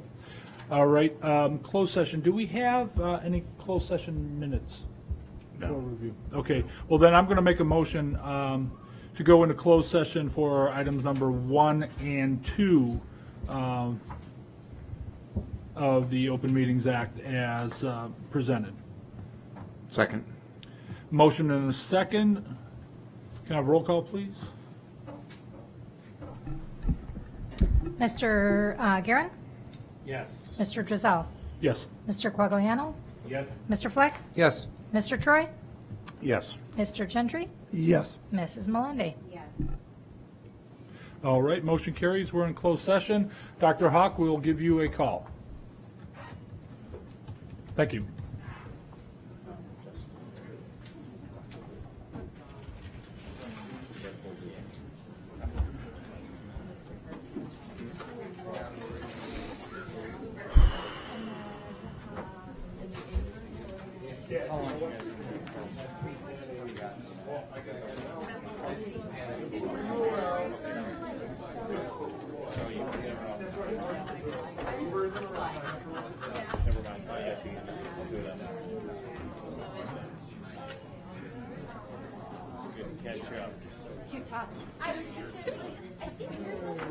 Okay, so next week I will start working on that.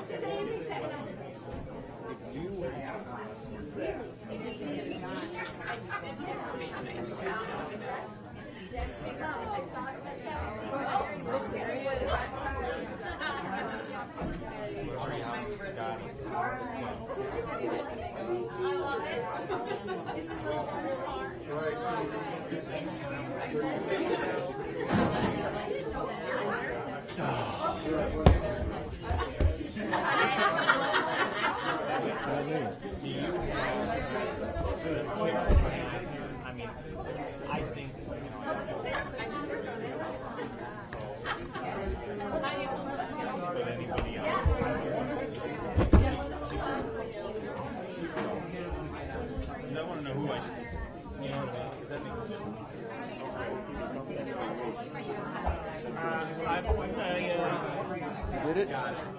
I built the posts, now I just have to hit publish, and leave that like an email. I got the ads email. I did it. You did that already? Yeah, the ads are done. I just want to know, can I start emailing people to hit the website?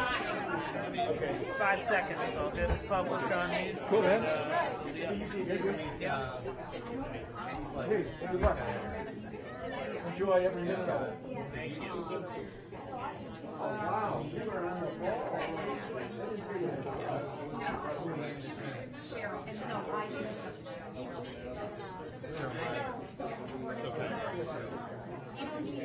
Okay. Tell them that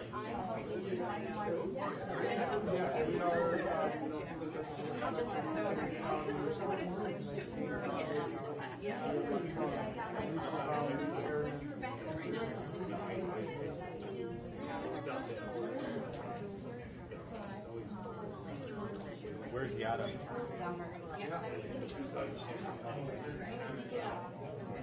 Oh yeah, they got a lot. Okay. Awesome. Done.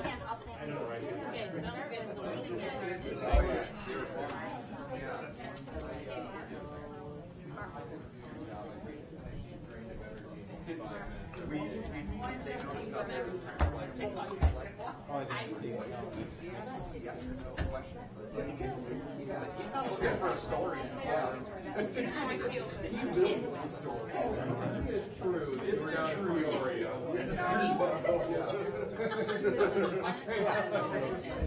You're a witness.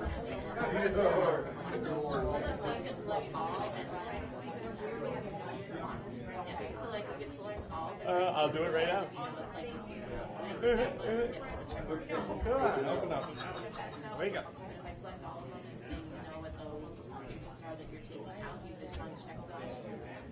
So this is taking